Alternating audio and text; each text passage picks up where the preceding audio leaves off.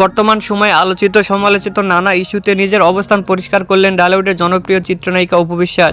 সম্প্রতি এক অনুষ্ঠানে গণমাধ্যমের মুখোমুখি হয়ে তিনি ট্রল, সিনিয়র শিল্পীদের সম্মান এবং শোরুম ওপেনিংয়ের মতো বিষয়গুলো নিয়ে খোলামেলা কথা বলেন।